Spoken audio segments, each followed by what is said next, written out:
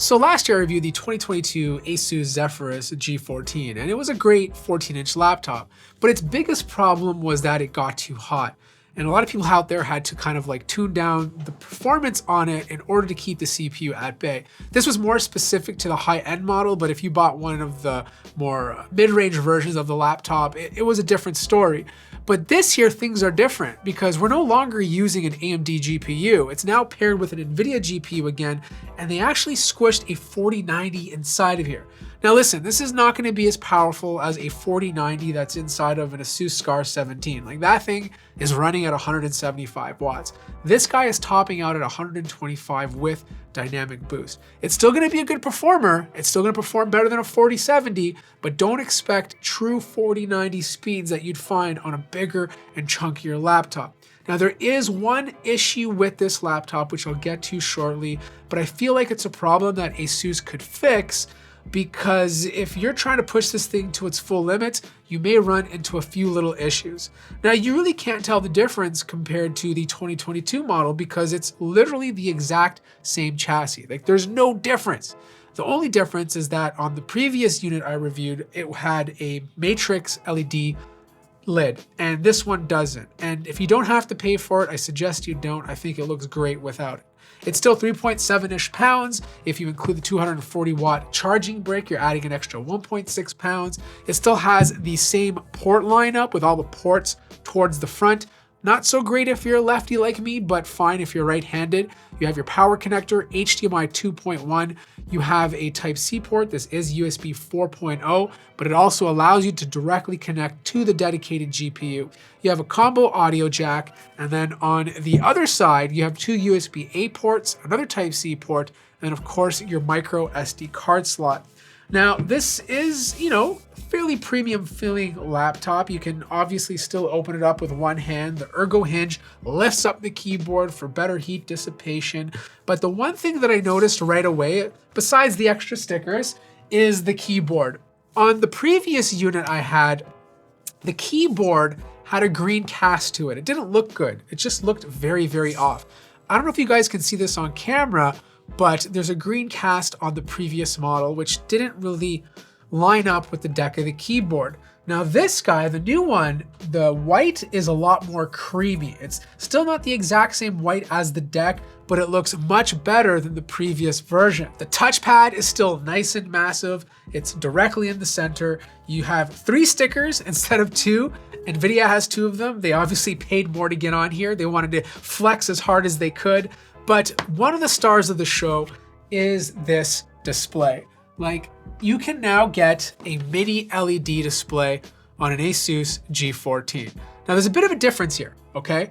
If you're talking about a mini LED display on a MacBook Pro 14, you have a proper glass panel. This is a matte display. So yeah, you get a lot less reflection, but this mini LED display is gonna look a bit more muted than the display you'd find on a MacBook Pro. Now, obviously, this is still significantly better than the previous IPS panel you got on last year's model, and overall, it still looks fantastic. Like, I'm talking good color gamut, really good color accuracy, very bright screen, and they also increased the refresh rate to 165, up from 120. So really nice improvements overall. This is what the 1080p webcam on the ASUS Zephyrus G14 looks like.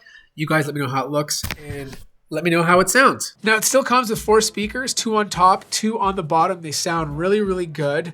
And if you buy the most expensive model, which I have here, you're gonna get the new Zen 4 Ryzen 9 7940HS CPU with 32 gigabytes of RAM, that beautiful 14-inch display, RTX 4090, and of course, 1 terabyte NVMe SSD. And look, single core clock speeds are much better than last year. They're almost in line with Intel. Multi-core speeds are a nice improvement as well. Like, it's really good. Very comparable to, let's say, an i7 13700H maybe. And then if you talk about any application, minus Mozilla FIREFOX, like the compile test on this new model was very, very close to the previous version. But if you're talking about any sort of creative application, you're gonna see a nice performance boost with this version that I have here.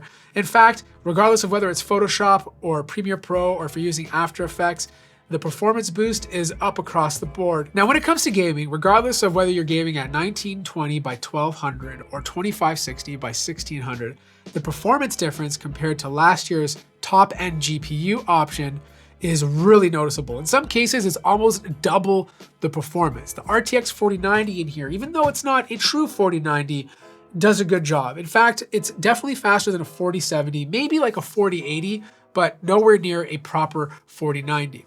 I do have one complaint though. If you're using this, don't use turbo mode. Turbo mode on this guy is not good. It causes way too many problems. It makes the laptop get too hot, and there's too much thermal throttling. In fact, it was so bad that when I was playing Overwatch, the game would stall for 3 to 4 seconds. I'd have to wait, and then I could continue again. And I thought maybe it was just Overwatch, but it was also happening with Call of Duty as well. And I looked at the graphs, and it makes sense. Like, you look at the power the CPU is pushing out, it's going all the way up to 80 watts, and then dropping back down, and then going back up. That's not what you want to see when you use a computer under sustained loads. You want it to be consistent all the way across, because that means it's not thermal throttling, it's being consistent. And the only way for the CPU to be consistent was dropping the profile down from turbo to performance mode. Now, obviously, it's not going to spike up to 80 watts, but you will get a sustained 45 watts, which allowed me to play all the games perfectly. Now, this is not the coolest laptop either. The keyboard deck did go over 50 degrees Celsius, which is a little bit too hot in my books. And again, if you leave it on turbo mode, you might find it to be a bit uncomfortable on the fingers, but performance mode is A-okay. As for fan noise, it does get a little loud, like up to 58 decibels on turbo mode, but obviously if you drop it down to performance, you can keep it closer to 50. The bottom line is turbo mode is trying to do way too much, and it's not healthy for this laptop. Even though the CPU temperatures were still lower than last year's turbo mode, it's still too hot for a little guy like this. You know, like, this is a small chassis. It shouldn't be pushed that hard because the CPU and GPU are very powerful components. So if you are buying this, stick with performance for now, unless ASUS puts out a BIOS update that gives the CPU better control. Now, just like last year, the internals are identical. You do have the big vapor chamber cooler at the top and a battery at the bottom. This battery is 76 watt hours, and I actually got better battery life compared to the previous one. I got over 12 hours of use before needing to charge. This is just basic stuff like browsing the web and doing simple productivity. Now, if you are to upgrade the RAM, it's the same story. In my unit, for example, 16 gigabytes is soldered onto the motherboard, and I have an extra 16 gigabyte stick here, which is running at 4800 megahertz. You can upgrade this to 48, but that would be the maximum RAM you can work with. The storage drive is currently 1 terabyte, but if you want something bigger, you can swap this out down the road. So look, I love this laptop still. I think this year it's a much better product than it was last year. The addition of bringing back the NVIDIA GPU and having more powerful options to go along with it is just going to make this more of an absolute monster when you're gaming. Now, I highly suggest not buying the 4090 model because you're really not going to be able to take advantage of a true 4090. Maybe getting one of the lower SKUs with a slightly less beefy GPU, you'll get more value per price.